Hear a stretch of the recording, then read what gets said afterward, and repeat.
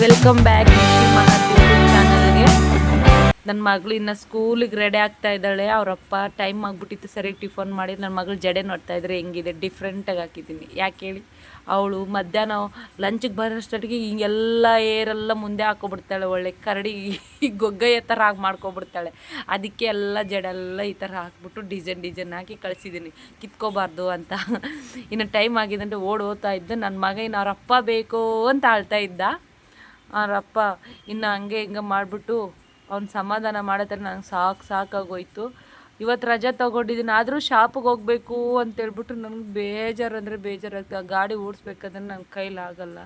ಯಾಕಂದರೆ ಶಾಪ್ ಹತ್ರ ರಜೆ ಇದ್ದರೂ ಹೋಗ್ತಾ ಇದ್ದಾಳೆ. ಯಾಕೆ ಅಕ್ಕ ಅಂತಿದ್ದೀರ, ಏನಂದರೆ ಅಲ್ಲಿ ಮ್ಯಾನೇಜರ್ ಇಲ್ಲ, ನಾನು ಒಬ್ಬಳೇ, ಇನ್ನೊಂದು ಅಂಕಲ್ ಇರ್ತಾರೆ. ಕ್ಯಾಶ್ ಡಿಪಾಸಿಟ್ ಮಾಡಬೇಕು.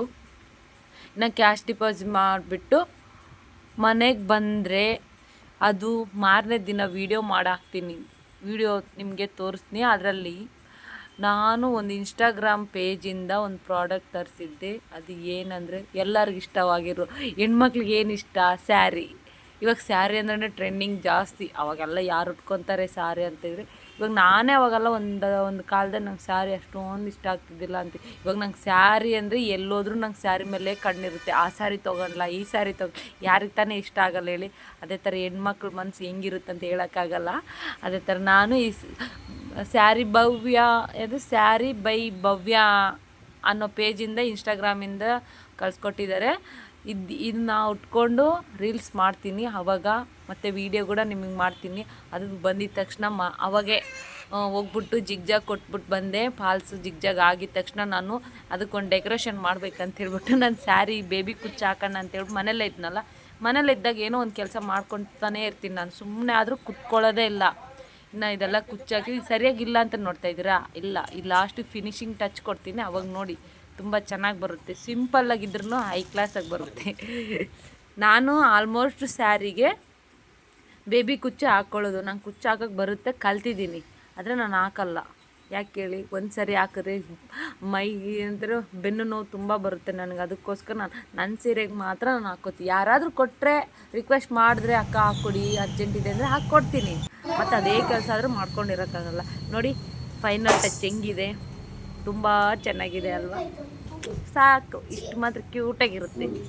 ಚಿಕ್ಕ ಸಿಂಪಲಾಗಿರೋ ಸ್ಯಾರಿ ಈ ಥರ ಹಾಕ್ಕೊಂಡ್ರೆ ಸಾಕು. ಎಲ್ಗನ ಹಾಕ್ಕೊಂಡ್ರೆ ಲುಕ್ಕು ಏನಂತಾರೆ ಟ್ರೆಡಿಷ್ನಲ್ ಆಗಿರುತ್ತೆ, ತುಂಬ ಚೆನ್ನಾಗಿದೆ. ನನ್ನ ಮಗಳು ಏನು ಮಾಡ್ತಾಯಿದ್ದಾಳೆ, ನಮ್ಮಮ್ಮ ವೀಡಿಯೋ ಮಾಡ್ತೈತಿ, ಏನು ಹಿಂಗೆ ತೋರಿಸ್ತೈತೆ ವೀಡಿಯೋದಲ್ಲಿ ಅಂತ ಯೋಚನೆ ಮಾಡ್ತಾಯಿದ್ದೆ. ಸ್ಯಾರಿ ಇದನ್ನು ಓಪನ್ ಮಾಡಿಬಿಟ್ಟು ನಿಮ್ಮ ಇದರಲ್ಲಿ ತೋರಿಸ್ತೀನಿ. ನಮ್ಮ ಹಸ್ಬೆಂಡ್ ವೀಡಿಯೋ ಮಾಡಂದರೆ ಸರಿಯಾಗಿ ಮಾಡಿಲ್ಲ.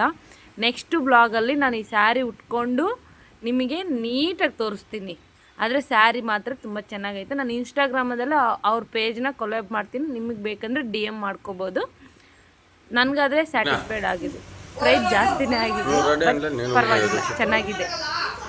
ನಮ್ಮ ಹಸ್ಬೆಂಡು ಎಲ್ಲ ಚೆನ್ನಾಗೇ ಬಂದಿದೆ ಸ್ಯಾರಿ ಅಂತ ಹೇಳಿದ್ದಾರೆ. ಚೆನ್ನಾಗಿದೆ, ನನಗೇನು ಪರವಾಗಿಲ್ಲ. ಆದರೆ ಕಾಸ್ಟ್ ಜಾಸ್ತಿ ಆಯಿತು. ಕಾಸ್ಟ್ ಎಷ್ಟಿರ್ಬೋದು ಅಂತಿದ್ದೀರಾ, ನನಗೆ ಹೇಳಲ್ಲ. ಯಾಕೆ ಪ್ರಮೋಷನ್ ಇದೆ. ನೆಕ್ಸ್ಟ್ ನೀವು ಅವರಿಗೆ ಡೈರೆಕ್ಟ್ DM ಮಾಡಿದ್ರೆ ಅವರು ನಿಮ್ಮ ಪ್ರೈಸ್ ಎಲ್ಲ ಹೇಳ್ತಾರೆ. ನೆಕ್ಸ್ಟ್ ಡೇ ನನಗೆ ಡ್ಯೂಟಿಗೆ ಟೈಮ್ ಆಗಿಬಿಟ್ಟಿದೆ. ಗಾಡಿ ಕೀ ಸಿಗ್ತಾ ಇಲ್ಲ, ಟೈಮಲ್ಲೇ 10 ಗಂಟೆ ಮೇಲಾಗಿದೆ. ಇನ್ನು ಗಾಡಿ ಸಿಕ್ತು, ಗಾಡಿ ಕೀ ಇನ್ನು ಜೂಟ್ ಅಂತ ಇದ್ದೀನಿ. ಅರ್ಜೆಂಟಾಗಿ ಹೋಗಬೇಕು, ಟೈಮ್ ಆಗಿಬಿಟ್ಟಿದ್ದೀನಿ. ನಮ್ಮ ಸಾರ್ ಬರ್ತಾರಂತೇಳಿ ನಾನು ಒಬ್ಬಳೇ ಮಾತಾಡ್ಕೊತಾ ಇದ್ದೀನಿ. ಈ ವಿಡಿಯೋ ನಿಮ್ಗೇನಾದ್ರು ಇಷ್ಟ ಆಗಿದ್ದರೆ ನಮ್ಮ ಚಾನಲ್ಲಿ ಸಬ್ಸ್ಕ್ರೈಬ್ ಮಾಡ್ಕೊಳ್ಳಿ, ಪ್ಲೀಸ್ ಸಬ್ಸ್ಕ್ರೈಬ್ ಮಾಡ್ಕೊಳ್ಳಿ. ನಿಮ್ಮ ಸಪೋರ್ಟ್ ನಂಗೆ ಬೇಕೇ ಬೇಕು. Thank you for watching.